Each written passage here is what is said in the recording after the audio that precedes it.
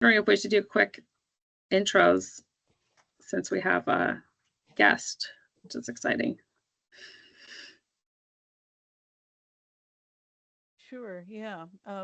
Take it away when you can, Erin. All right, I need to just pull it up. Emails. All right, so welcome, folks. We'll start the meeting at 3:02 on June the 20th. I guess we'll start with the approval of the agenda. Any changes that folks would like to make to that, or are we good to approve as is? I'll make a motion to approve as is. Second. Great. In favor? Aye. Aye. Any opposed? Great.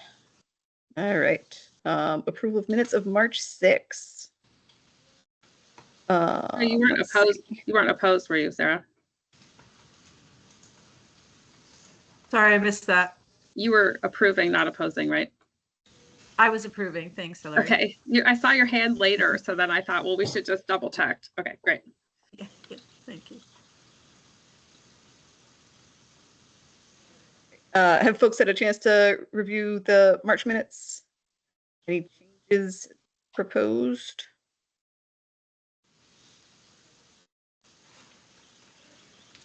Erin, my only comment is that there's no C in my last name.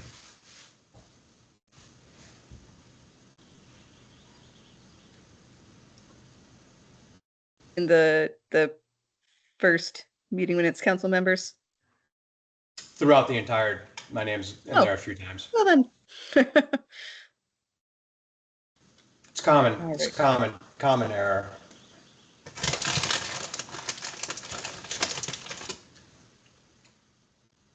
I did have a question. I can hold until after we approve the minutes, or I can ask it before we approve the minutes.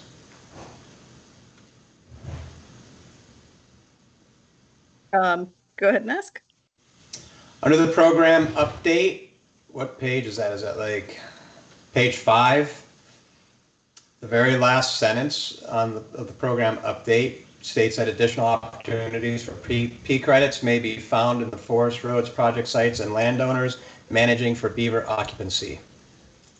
Just wondering who said that. It looks like it might be Chris from DEC, Chris Rottler. Does anybody know who said that? I thought I remembered you saying that, Shane. I was afraid someone was I feel going like to say it that. sounds like something you would say, Shane. Right. Well, then that looks like conjecture. Should we strike that? Yeah, it just looks like it's made as a statement with some sort of certainty behind it, and if we change that to I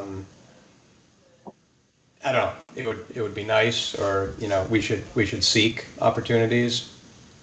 I can't remember exactly the conversation, but I certainly would love to see those opportunities, but I'm not sure that they're there. And I was hoping that Chris said that, but I think it's largely highly unlikely that he did. So I think we can add some language to soften that a little bit. yeah, okay, great. Give people like me the wrong impression. As long as we're on the topic of things we don't remember what we were talking about, the third paragraph on page 2, I didn't recall what that was about.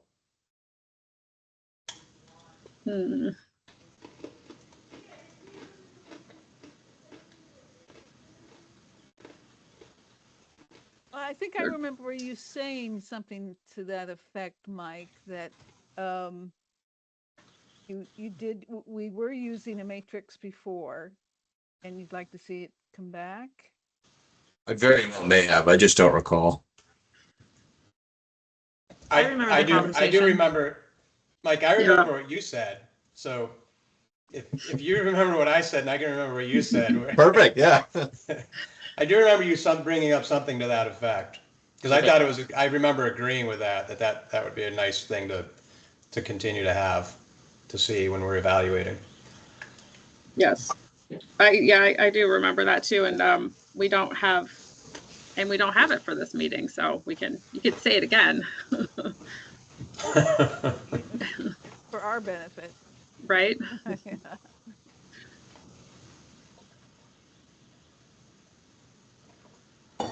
So I'll move to accept the minutes as presented with the recommendation from Shane about cleaning up that language In his name. Second. and his name.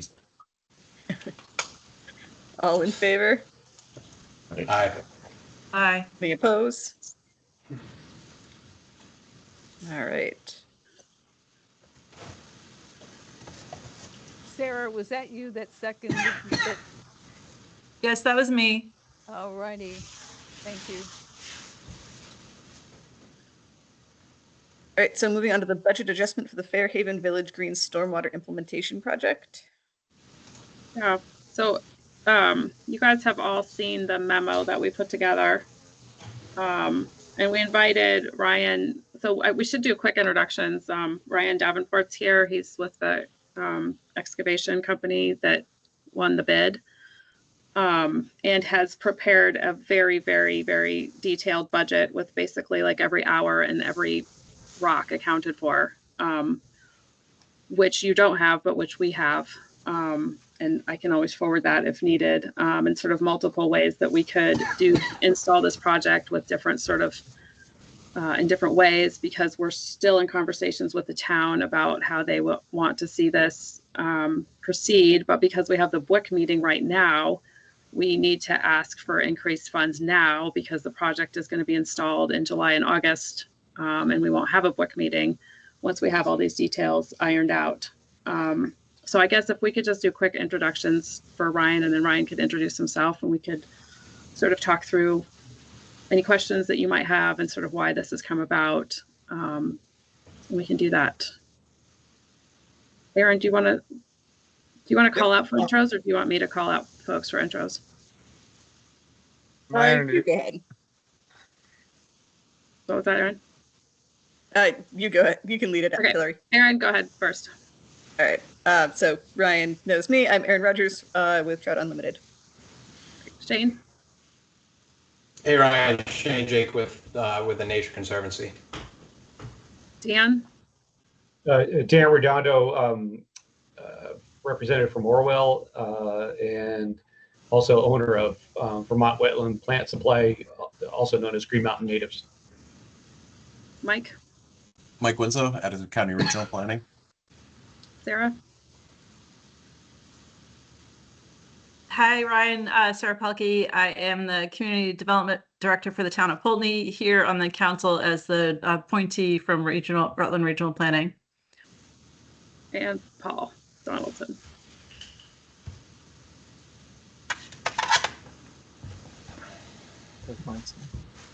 He was manning the Poultney office by himself today, so he may be talking to somebody right now. But he's, Paul, he's the Poultney town manager. And Ryan, if you'd like to introduce yourself, that'd be And great. Hillary, you have another page of. Do I have additionals. another page? Okay, sorry. I was kind of wondering that. Oh, wait, I got it. Okay, sorry. Oh, look at all these people here. Adam. Hi, Adam Piper, Vermont Land Trust. I cover about 2/3 of Addison County. Katie. Hi, Katie Crumley, supervisor or board member. Sorry, I should say board member with Poultney Manawee. Zapata. Zapata, district wetland ecologist covering Addison and Rutland County. And Angie. Hi, Angie Allen, watershed planner with DEC. Okay, thanks everyone. Sorry about that. Okay, Ryan. I'm introducing myself now. Yeah, if you don't mind. You kind of gave my intro. Ryan Davenport, Davenport Excavation. Yeah, out of Poultney, Vermont. Now it's official. So I guess, we had a cost proposal from the firm that had designed the project in the first place, and we put it out to bid, and the bids came back fairly similar but higher than the cost proposal. And there's a detail that the town would really like to see happen, which is directional boring under 22A in front of the town office, where we're going to go. We're going to drill from an existing storm drain to access the park, which is where the project's going to be. And the town would love to see that happen without the road being torn up. Pretty much to a person, all of the contractors who visited and bid on the site project said that that wasn't actually that feasible, and that they would end up ripping up so much of the other adjacent streets to do that it didn't really save anything. But we're still kind of in communication about this, and I'll let Ryan explain a little bit in terms of the pricing. But there are different ways that you could do that directional boring, some of which are more expensive than others, and some of which weren't included in that original sort of price that original budget that was priced out by the engineer. So I guess, Ryan, I would just let you kind of explain the price difference that you saw when you priced everything out and how you arrived at your numbers. And then, of course, we want to build in some contingency. We have to use the higher of the price points in case the town settles on that as the way that they want to see construction, and then building in some contingency since we can't come back to the BWQ as this is in progress. And I think eventually we should probably talk about ways that we might be able, like how to handle this in the future if we did have some sort of price overage while we were in the middle of a project, if we were 2 months out of a BWQ meeting. But we can do that. We shouldn't do that now, but we should put that on the agenda maybe for our next meeting. All right, Ryan, thank you. Okay, so do you want me to talk about the different crossing options? Yeah, I think the price point, with your budget and the budget for the construction oversight, we are over the amount that we've allocated, even if we use all of the project management funds for the quest included. So we need to have some more funds to move forward. But yeah, I think I like to use the highest price point as what gets approved if we can. So we have all the options open to us. So if you'd like to run through those different crossing price points, that would be great. Yeah, so, the Fairhaven made it clear that they wanted the least amount of impact on the road as possible. So, the initial, everyone goes to directional drilling, oh, you just drill under the road and there's no mess and the pipe's just magically in and everything's great.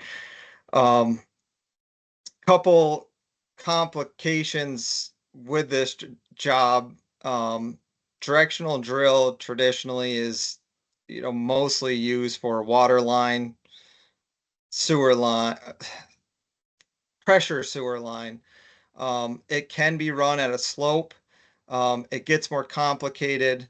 If a water line's up and down a little bit, if they hit something in the ground and it deflects the bit of the drill, not a big deal. The project was designed at minimum pitch. The pipe's only at 0.5%.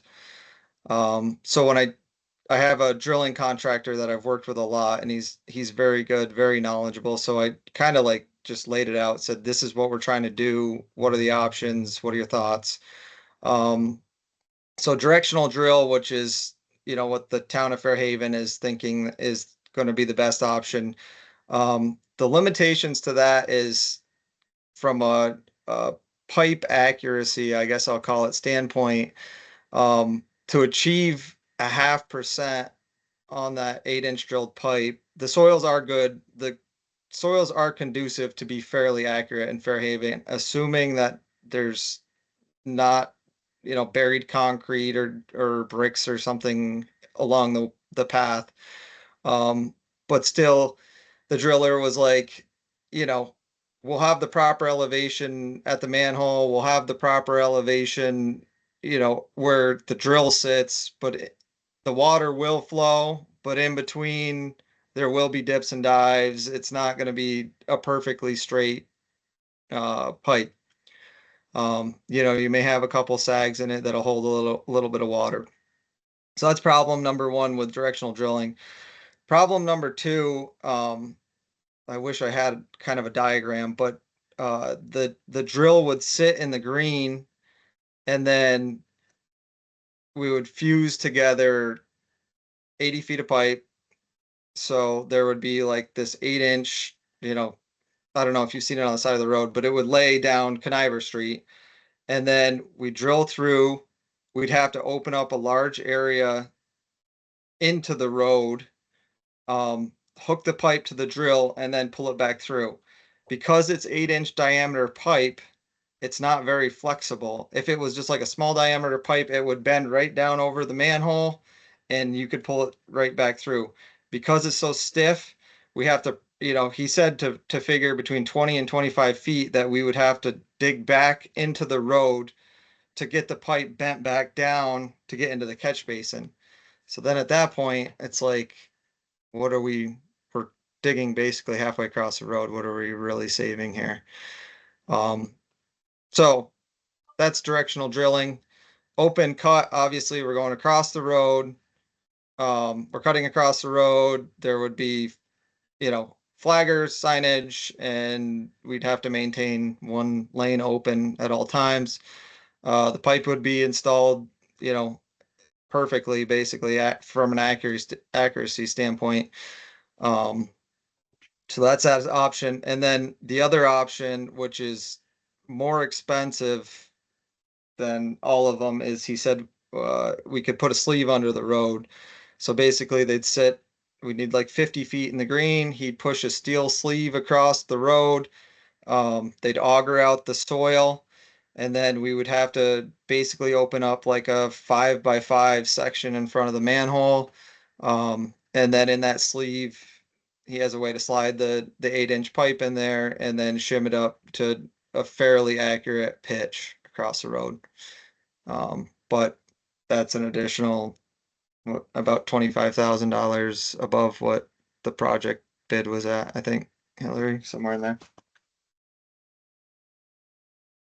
So that's my Ryan, is that third option with the sleeve? Is that a directional bore first, and then the sleeve goes through the borehole, and then? No, it's a totally different system. The machine basically pushes a steel sleeve in. You push 20 feet in, weld another piece on, push another 20 feet, and then there's an auger that actually goes in there, extracts the dirt, and then you slide your 8-inch pipe, and then there's a way to put shims all the way up through the pipe. Okay. And so if I'm understanding correctly, you're assuming that the town is going to want that steel option because they don't want any road disturbance, even though that's an additional 25,000. And Hillary, if I'm understanding, you want that is what we approve so that you have all options open to you so the project can move forward. Is that correct? Ryan is, sorry Hillary. No, go ahead. I was just saying yes, and I was having trouble coming off mute, but yes. Ryan, is there any road disturbance with the sleeve option similar to with the directional boring option? It would go from, we'd estimate about a 5-foot by 5-foot excavation in front of the manhole. So it'd be, roughly, 15 to 20 feet less. Yeah. Okay. And do we know what the cost of, if we do a road cut, like what the cost to repave the road, and if there's any significant quality concerns with going that route? So yeah, we figured in our price, I gave an option to open cut and then we would restore. So we'd pave it back in. Okay. We would install it, everything would be compacted in 1-foot lifts, the whole soup to nuts, but the town is always, they're always concerned about having a lip for the plow, having a bump. It's not perfect. You're cutting the road. You're gonna feel a little something, but it's an 8-inch pipe. Typically you see the larger diameter pipes are hard to get. You really have to pay attention to get great compaction on that stuff. It's shallow. So compaction, my concern with compaction on this is I'm not concerned at all. Small diameter pipe, not very deep. I don't think we're not gonna have a settlement issue. Yeah. So And it what, sounds like Ryan, Oh, oops, sorry. go ahead, Liz. So Ryan, is the underground, like the infrastructure that may be under the road, is that mapped already for this project? Do we have an understanding of what is in there for existing conditions? Yeah, there's a couple of there's a sewer line and a water line that will be crossing, but they should be well under what we're doing, and they're close. They're right in the area where we need to cut the road anyways, to make the connection to the manhole. Okay.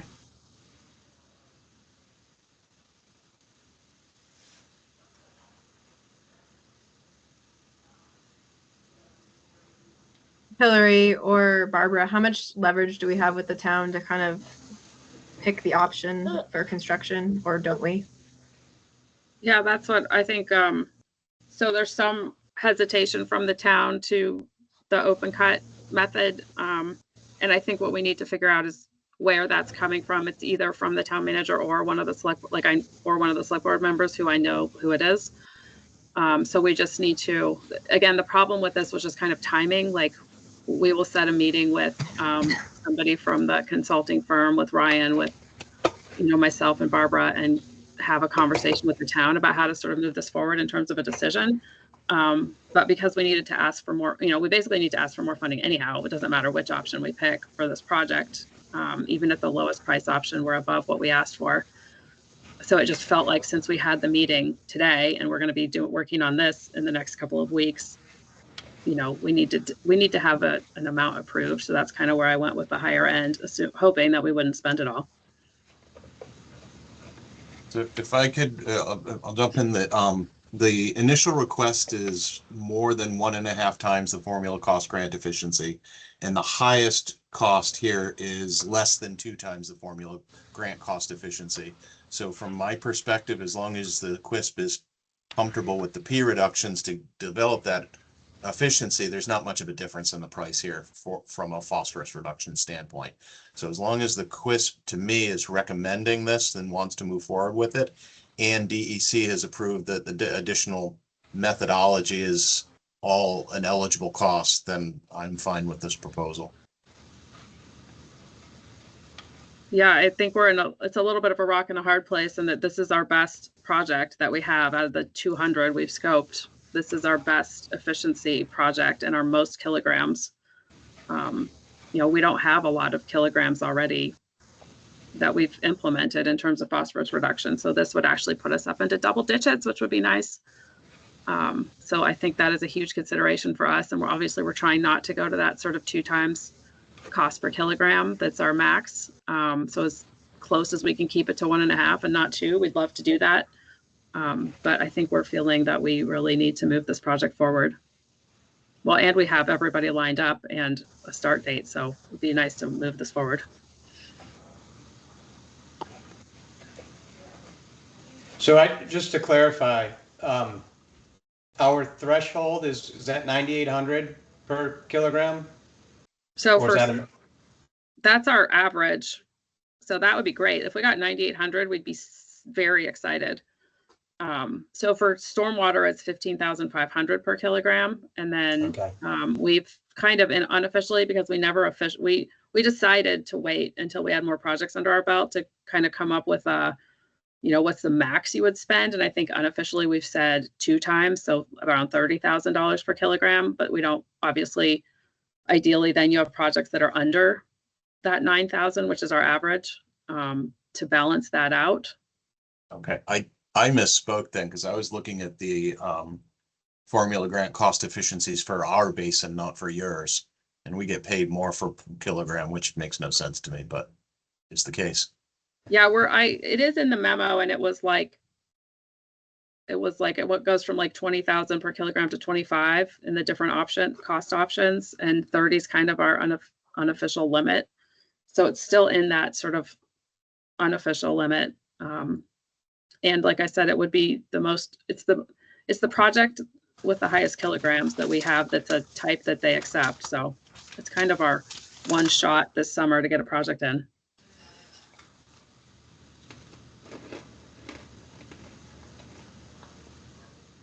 it's an interesting scenario. I mean, I guess we could find ourselves in this scenario all over the place where the landowner is agreeable to doing a project, but they want it done a certain way, in a way that's higher than what is required. I'm hearing, Ryan, I don't want to misquote you, but it seems to me like you think a road cut would be technically perfectly suitable and appropriate. And we could find ourselves on private property where the landowner association wants something special. And I'm not saying we shouldn't do this, but it's just interesting that we all of a sudden, you know, that we are in the situation and have to negotiate with the landowner. But yeah, just a little commentary. I have a question about the town's commitment to maintenance, and they're adding the easement to the town park property, that note. So does the commitment, is that part of the easement, or is there anticipated life of the project? Like a little bit more information about that might be helpful. Yeah, so there's a signed O&M agreement with the town, and then the easement, which the select board approved, and it's done. The Regional Planning Commission, which is, you know, Devin Neary, who's the executive director of the QUISP, signed it, the town signed it, and it's in their office to be added to the deed if it hasn't already. So yes, there's a signed operations and maintenance, and that will renew. The life of this project is probably at least 50 years, so that will just keep renewing until we get to some point where the project is having some kind of trouble. But that will be, ideally, that would be a while from now.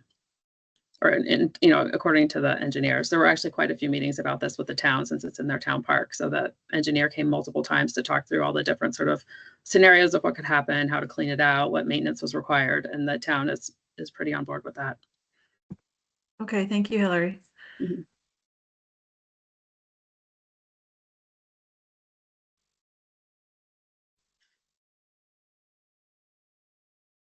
So I'll move to approve the budget adjustment request. This is Katie. I'll second that. Can we have the dollar amount in there? Mike, would you be willing to say 300,000, which is our top amount, and we'll try not to use it? I'll move to approve the budget adjustment request to $300,000 as requested by the QUISP. I'll second that. All in favor? Aye. Aye. Any opposed? Any abstain? All right.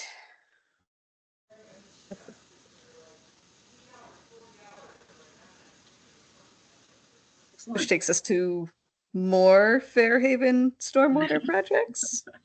Right, It's a new project. You ought to stay on for this one because we might have questions for you about this one too. Yes, so Fairhaven 4. So we just talked about Fairhaven 6. This is Fairhaven 4, which there's a little slideshow for.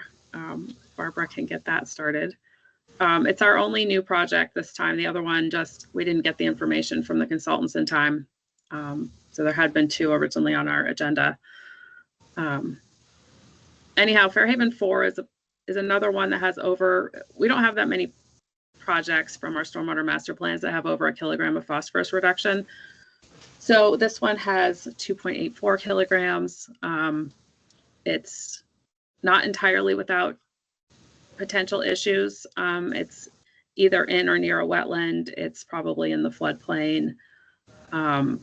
Each of the DEC folks who looked at it sort of went eek when they saw it, and Zapata's here and can certainly represent her wetland sort of potential concerns. Angie is, you know, also aware of the sort of potential issues we might run into. We do have, there are 3 landowners involved. They're all in support of the project moving forward.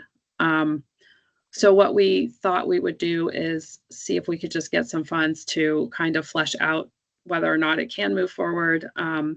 It would be for a consultant to sort of help answer questions in terms of maybe increasing the design a little bit. It's a pretty, well, it's an older design. It's from our 2019 Poultney River Stormwater Master Plan. And the berm at that point it's an old stormwater project, and it captures stormwater from sort of the 10 acres of town that's next to the water we're going to be treating in the park. and it had breached at some point. The dam around this old stormwater pond had breached. At some point in the last year or two, one of the landowners was trying to sell the house, and they kind of patched it up. But it's, so there's this patched dam that's not in very good shape right now. So the design needs to be updated a little bit since the conditions have changed, and it would help us figure out if we could get through the different permitting processes for this potential project. But the other problem with this project is that the potential budget from the same company that did the budget for this other project we just increased is too high. The phosphorus efficiencies they're not something I think that we as a group would be willing to entertain. But it's a pretty simple project. And so the thought was, is this one actually this expensive, or could it be installed for less? And Brian did take a look at it since he was in the middle of looking at all this other stuff for his project. And the consultant also who worked on it originally took a look. It's Fitzgerald Environmental, took a look at it, and they were both like, well, we might be able to get this down into the realm of something. It would be on our higher end of acceptability. So the question is whether this goes to a QUISP or enhancement, I think, and whether or not it's permittable. And I'm really just bringing this to all of you as a group to talk about this together and decide if it's worth moving this forward or not. And if you think it's not, that's completely fine. It's just one of the only other ones that had more than 1 kilogram of phosphorus reduction. So it was sort of tempting, and it felt like it was worth at least having a conversation about. So this is the fund request is just to really get the design up to something more like 60% and answer all these questions. And if we found out it wasn't permittable early on, we would just, stop working on it. Barbara, I don't know if we want to just flip through so everyone can see the kind of the graphics at the end. Yeah, these are not your most recent slides. So there's the Kyle Madash. Yeah. Okay. Well, then maybe just the last picture then. So I'm not seeing the presentation. Is that just me? I don't know. I see it. Yeah. Go. Yeah, I see it as well. All right. Barbara, can you do one more to the picture? Yes.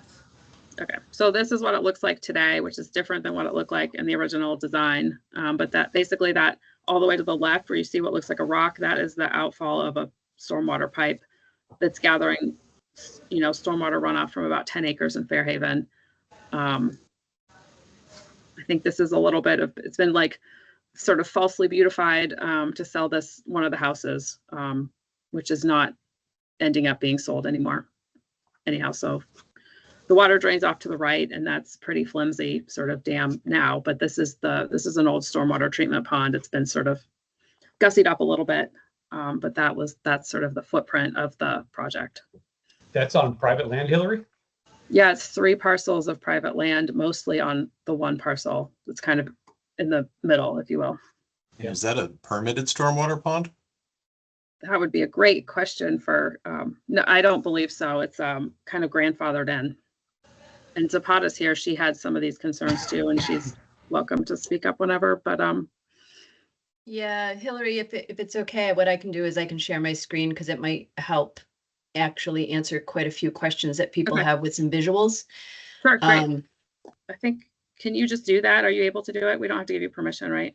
I think I can do it. It's giving me the option to do it, so I'll assume that I can. Perfect. Let me know if you can see it. Yeah. Yes, it looks good, Zapata. Okay. So when this project was presented to me, the first question I had was whether or not there had actually been a pond, stormwater or otherwise, in this location, and from what dates, and sort of what its condition is as it relates to state wetland jurisdiction, because there is wetland all on the southern and eastern side of the pond. And so this is old LiDAR, and you can see here where the pond is. And this is back in 2013, where you can see that there were 2 breaches within the actual berm that surrounds it. In the more sharper 2023 LiDAR, you can see where it had been patched up on this side, but you still have water movement coming out the south end. And I should state that rainbow colors go from red, highest elevation, to purple being the lowest elevation. So doing a little more history, back in 1994, there had been a pond. The question that I had was whether or not the pond, in the process of being cleaned out, had actually been expanded. And that is a question that still remains. So when I look at Google Earth history, this is today's late 2023 imagery. And so going back in history, I outlined what had been the original polygon. So this is 1994. Images can shift a little bit from year to year to year, but it is a pretty significant difference when you look at over the years of having complete coverage of vegetation, and then moving forward, complete coverage of vegetation, and then we have a big cleared area.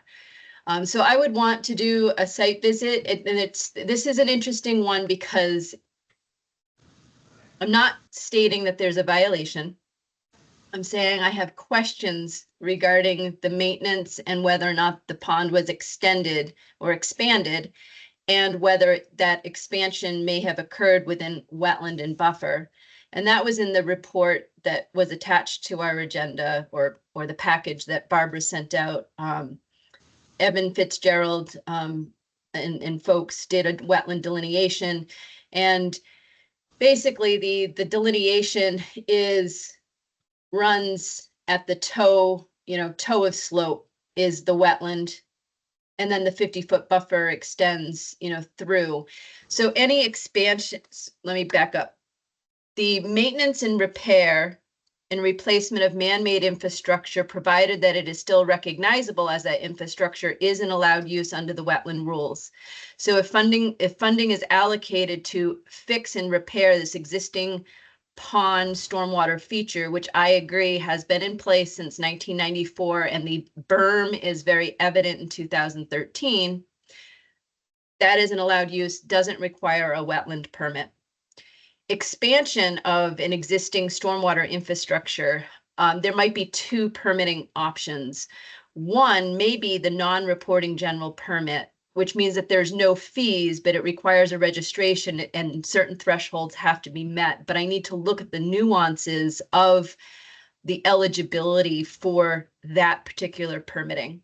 Otherwise, we're going to be looking at actual wetland permitting, primarily for new buffer impact. And I'll stop sharing, but what that means, and why Hillary forwarded this to me this week, is that the question that on the table would whether or not the wetland program would support that development.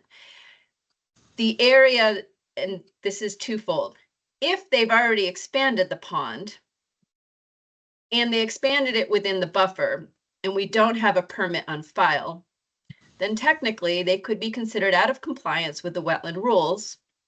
But yet, if this was the project that would be put forth, and Quist wants to pursue it and actually make it formalized, then applying for a after the fact permit at buffer, which no additional fees, it would just be normal, and completing a final design to meet whatever standards are needed to be a functional stormwater system, could achieve two purposes. One, you get the project that you're looking for, and two, would bring the property back into compliance already, or back into compliance again. If they did not expand the pond already and the property is in compliance, then we would be looking at a blank slate, and would the wetland program support enlargement of this system? The area around it to the north is managed lawn buffer. And so I think a good argument could be used as a water quality project within a managed buffer to make a functional system at the size that's needed in order to meet those goals, those phosphorus reduction goals. That's the long story in the context of how we're looking at it. Yes, I'm going to say tentatively in support of it, and we would just need to flush out those last details.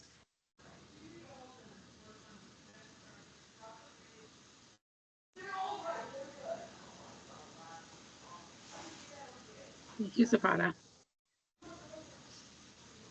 So I guess, do folks have questions about this, or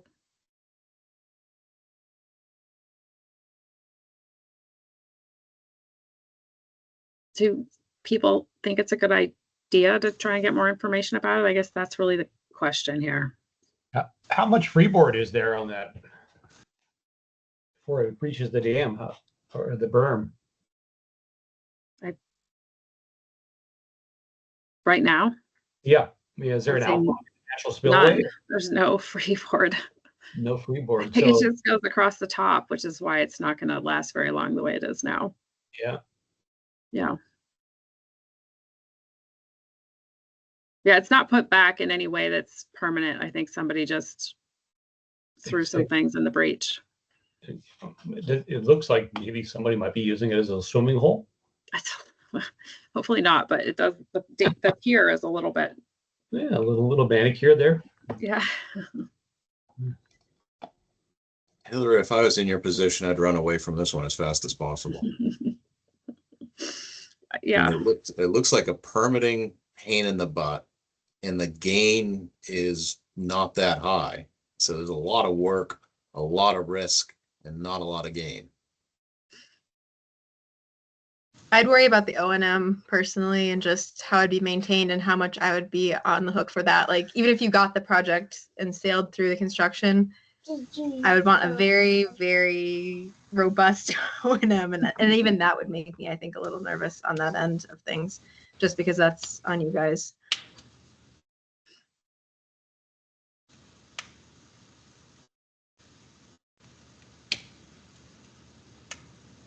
Yeah, I am not entirely familiar with how the QUISP operates in a situation like this, but it does seem like there's a lot to consider in terms of the what's already there and permitting that did or didn't take place. So before developing to 60% in a typical project, you'd want to answer those questions more thoroughly. Yeah, I agree. And if you guys decided that this would move forward, that would be the first thing we'd do. Like, nothing would happen until we figured out if it was even permittable. And then if not, it would just be done. Can I just chime in real quick, just because I looked at it quick, and then I'll get off and leave you guys your meeting. So I just took a quick look, and she gave me Hillary sent me the budget. I just said, at first glance, it definitely looks like it could be done for less than Fitzgerald had budgeted, the construction estimate. But the details were so vague that I just needed some more information. My gut tells me that it's going to be less. I can't say if it's going to be 50% less or 25% less. So we left the conversation with, maybe if we looked a little more into it, if you guys were interested in the project, then I could give you at least a more accurate budget moving forward. So that's my 2 cents. Thanks, Ryan. I appreciate. Nice to meet you all. Thanks, Ryan. Have a good weekend. Thank you. Yeah, you too. Thanks. Bye, Ryan. Hillary, you had also mentioned another potential funding source for the development element of this. Well, so what I wasn't, so I mean, this could end up, so if one of the other concerns, right, is just the cost efficiency. So if we can get through all the other pieces, we may not fund it anyhow because it's not that efficient. And then I think it would just go to enhancement. So whatever happens, this is that piece that we've talked about, Mike, a little bit, that like, what happens if we pay for something and it goes somewhere else? I'm not completely opposed to that if we got a project out of it. But that's the thing, is that I don't know where this would end up if it moved forward. Would it be QUISP because we could get the price down, or would it be enhancement because we can't? I was thinking the other direction. I mean, the QUISP only gets credit when the project's completed and you get the phosphorus credits on implementation. everything the QUISP invests prior to that, you get no credit for. Right. So we wouldn't, right. This would be funding that we might not get any credit for. It would be, it's project development basically, because we don't quite have what we need to make a decision about whether we think it can move forward. And all the things people have brought up today. And I didn't know if maybe one of those other funding sources would be a better source for project development for an iffy project like this. Yeah, and if that's what, and if we vote no, that I would explore that. And also, it's just a little bit about convenience, which has nothing to do with how you guys would vote, just in terms of like, we know this, we're in it every day.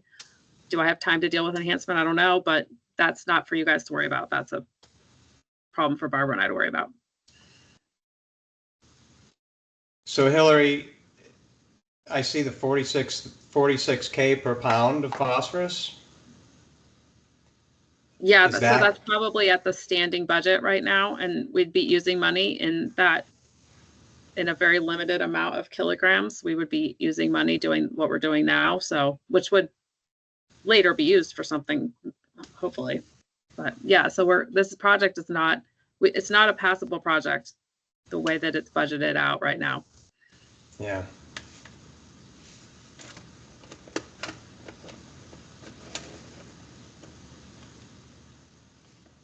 I just, in hearing what everyone's saying, like, I think we all want projects, but I would be pretty comfortable tabling this one. And if we get new information, or, you know, at some point the story changes, maybe we come back to it. But my recommendation would be at this point to leave it on the side.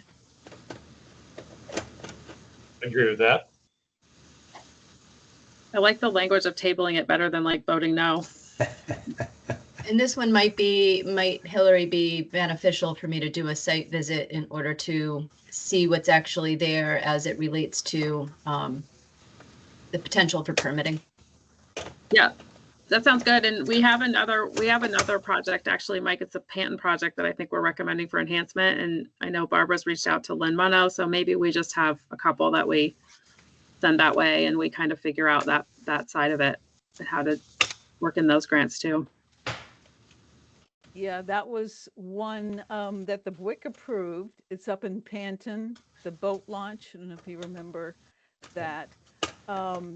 We approved a 30% design and 100% contingent on what we heard from the 30%, which wasn't very favorable as far as you know, meeting the cost efficiency. So that's why we'll be looking for some other source of funding for that. And that one is in Panton and went through Mike's Regional Planning Commission to oversee that. So, process question, why is the QUISP still concerning itself with that project? Which like why one? Who's the project component? The Panton, and that's a great example, right? Because this is going to happen time and time again, that we're going to put money into project development only to learn that the cost efficiencies or something else is preventing us from approving the project for implementation. So the project was brought by Mike's commission, right? So why is the South Lake QUISP? It sounds like you are still actively trying to find money for that project. I'm just curious as to why you are taking it upon yourselves to do that. It feels like it's somebody else's project. I think it's probably more accurate to say we're putting out some feelers on that. Yeah. Okay. I think too, we've been sort of instructed that if something isn't good for QUISP, we should check in with enhancement, and vice versa. When they get projects that have high phosphorus, they're supposed to check in with us. So that is our QUISP responsibility. In terms of the project in Fairhaven, as a district person who might just have gotten somebody a wetlands violation, I have a district responsibility to help them find resources to address that problem, and it would not be the QUISP once we tabled it here.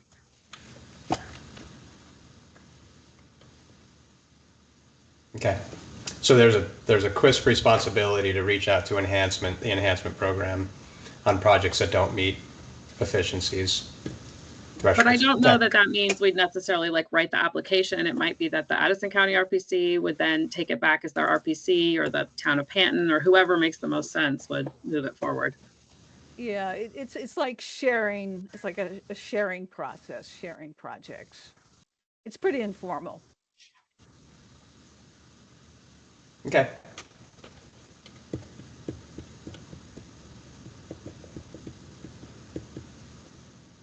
Do we have to Would you vote like- on tabling? Yeah, sorry, Katie, is that what you were gonna ask? Yeah, I was About just gonna that. ask if you wanted me to make a motion or if you are comfortable with our informal pass. We should probably make a motion to Okay. Procedurally, Make a I would motion to say, table. procedurally, I would say if we don't make a motion, then we just move on to the next topic. Hmm. Do you think one's better than the other, Mike? Like, is there a way we should go forward? Well, a motion to table, I think, would achieve the same thing. Oh, don't I have see a what you're problem with saying. that. But I just worry about a motion coming up that I then have to vote against because I don't want to fund the project, but a motion to table is different than that. So I will make a motion to table this Fairhaven stormwater project until a later date. Maybe more information. I'll second that motion. Can I have a discussion question? What if we don't ever bring it back? Is that okay? Do we have to bring it back at some point then and like close it out, or could we? Does anybody know? Or it doesn't matter.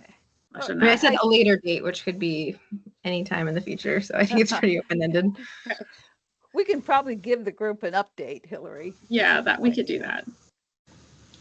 I think it's fair to just, if it's been presented to us, at some point, we ought to make a decision, just for a record, so that we have to go back upon it. Instead of having it just be kind of like, just kind of wandered off and it left our radar, or got out of our attention, or we let it go for whatever reason.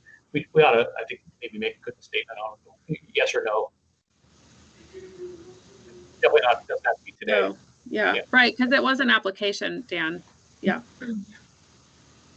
But I guess I'm still comfortable with my motion at a later date because that gives you and Zapata all the leeway you need to schedule as appropriate. And I agree, Dan. We can vote on that. That's fine. But I don't want to constrain your timetables either. Yeah, that's fine with me. All right, well then, since we had a second before, all in favor? Aye. Oppose? Any abstain? Great. Which takes us to next one, the Castleton Village School stormwater implementation. That one is not ready for prime time. Oh. So we just have the one new project. Yeah, we were supposed to receive materials for that last week and they never came. So we'll follow up with the group on that. Okay. Then the next one up is the overview of the Rutland Regional Plan's Natural Resources chapter. That sounds like it would be me. Yeah, so we are in the midst of doing redoing our regional plan, and one of the chapters is for natural resources. And let me do some sharing here. And can everyone see the website? Is that visible? Okay. So this is the landing page for the Rutland Regional Planning Commission, and you can go right to the regional plan here. I'll just take you through some of the steps so that you know that this information is out there in draft form. This is the entire regional plan as it is right now in draft form. This is just a cartoon of the different components and chapters of it.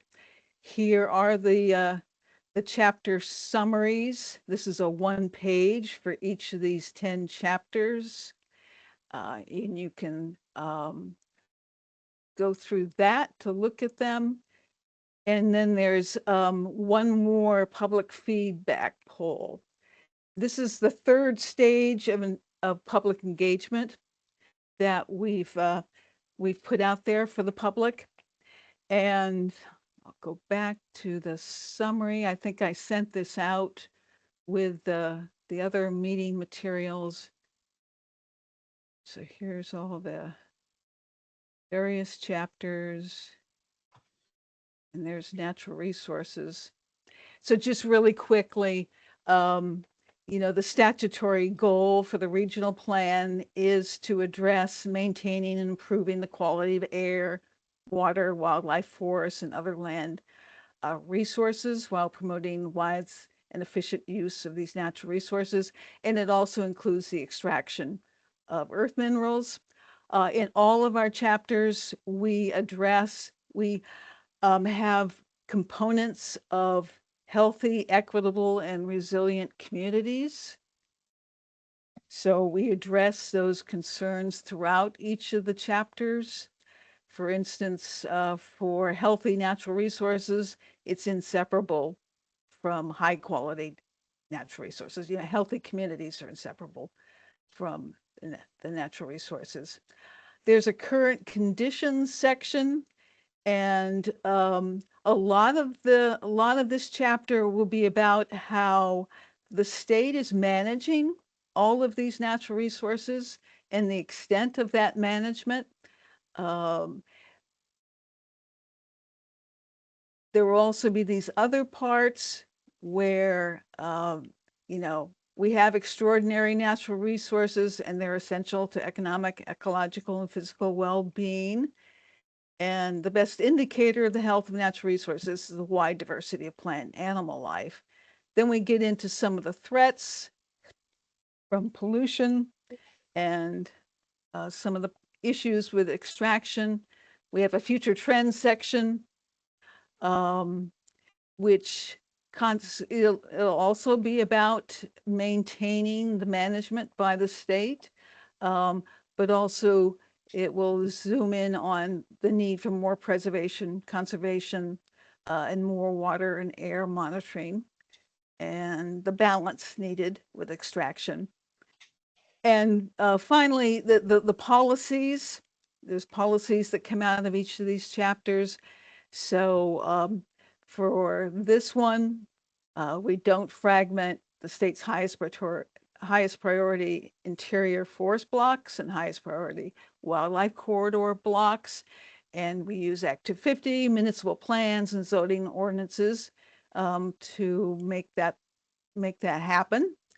All surface waters must be of high quality, and all groundwater must be of high quality, and include that in municipal plans, particularly in encouraging private water source monitoring.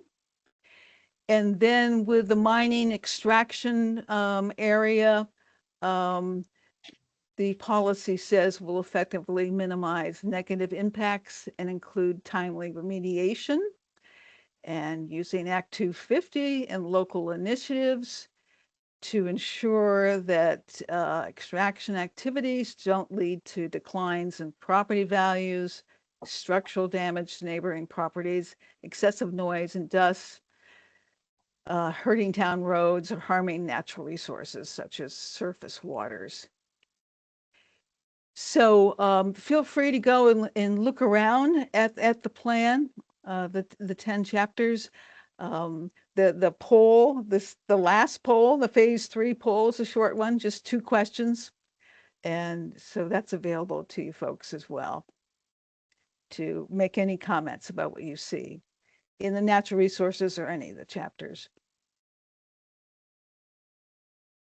And that's my spiel.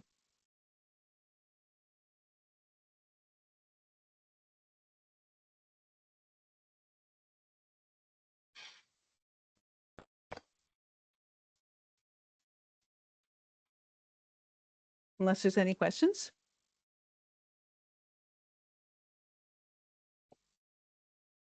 Sarah has seen these chapters a few times.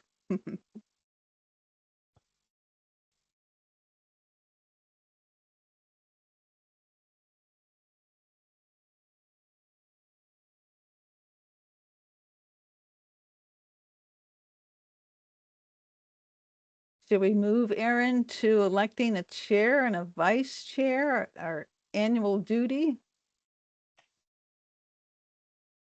Yes. Before we Nakata, do do you that, want to be chair? Sap's got a hand. yeah, before we do that, can I ask I'll say other business, ask a question?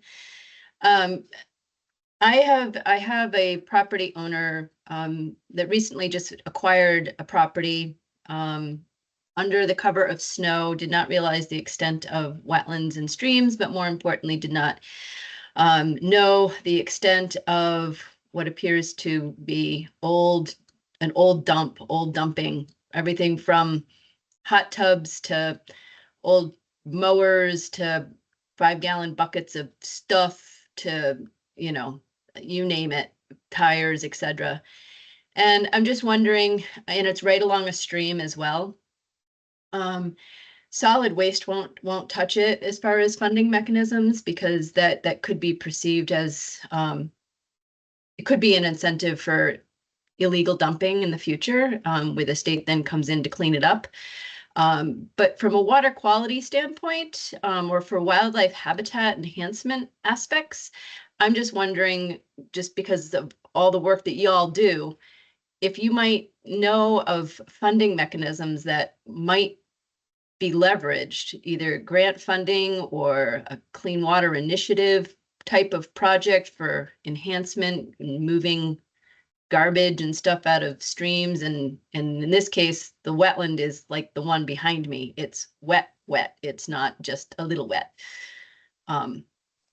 So whether you can give me suggestions today or just be thinking about it and drop me an email, I'm just sort of exploring options. And since you all are in water quality in some way or another, I thought I would pick your collective brains just to see what options might be available to a private landowner when they find themselves in that situation where they would really like to be able to clean up the mess, but they don't have the funds or perhaps the expertise or the equipment to do so.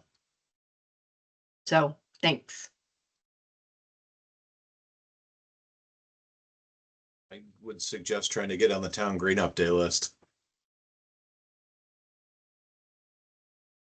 Yeah, what town is it in, Zapata? Benson off of 22A.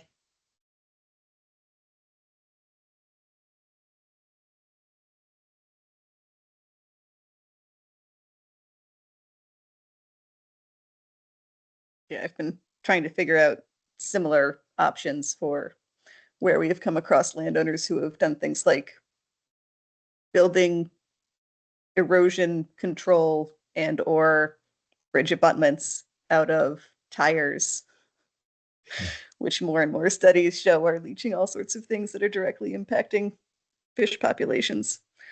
So, but it is certainly a thing that we should have a better solution for, or a better way to address. The only thing that is coming to mind right now, which may not be at all relevant, but is it anywhere near their drinking water supply or a well?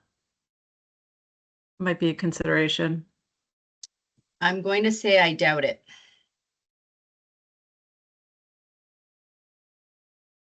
And I'm going to approach Fish and Wildlife because they have those watershed grants about wildlife and fish habitat enhancement. And so, I don't know if they would accept a project of enhancement by removing trash and debris and old dumps, or if that once again sets a precedent for the state cleaning up what may be considered an illegal dumping activity, even though she herself didn't do it. She acquired the property with it already there.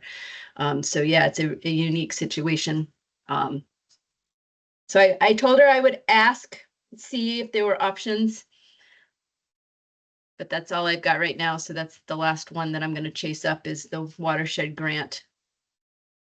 But if you can think of anything, then that would be great. And now I'll let you go back to electing chairs and vice chairs and all the rest of the business processes.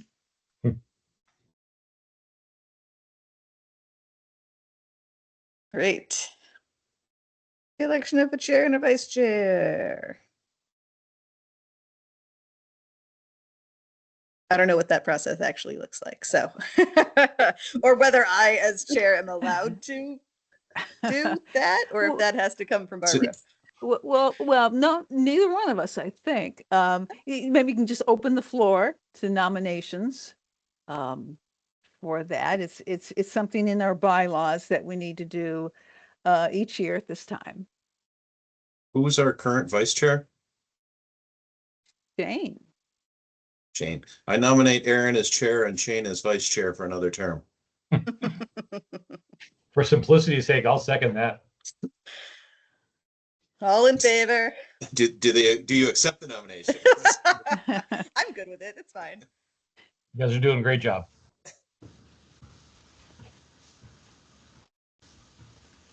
I'll Shane, are you good abstain. with that? I'm in favor of that. Yeah. Cool.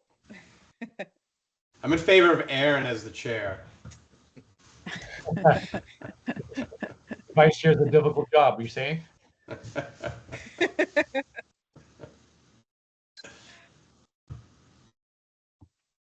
Well, we're very appreciative, just so you know, of all of you, of course. Right. It always seems to work out this way too, that, just, the continuity is good. It's good. That's good. Is there a statute of limitations of like how long a person can be chair? Well, we can change the bylaws, add it to the bylaws. Just want to know if there's like an end to my term anywhere inside, or if this is just keep writing. If it's too burdensome, definitely decline. Yeah. No, I couldn't take it on. Yeah. Did we need a vote, or did we kind of have a vote? I think we did. We voted, yeah. Okay. Anybody So it was- oppose? There you go. All right. Great. Any public comment?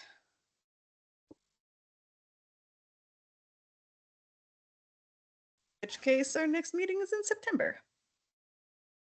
Yeah, and I'll be sending out a poll about the date. Maybe we'll have an amazing project, and it will be so cost effective. You guys will be so excited. The Castleton one, the consultant opened up the meeting. Oh, are we recording? Can we unrecord? Can we unrecord? I think if we adjourn officially and then just stay on. We can't stop. Well, maybe I will stop with my storytelling. The consultant was excited. Yeah. I was less excited by the result. I will second Mike's motion to adjourn. Meeting adjourned, 4:10. All right. Recording stopped, Hillary. So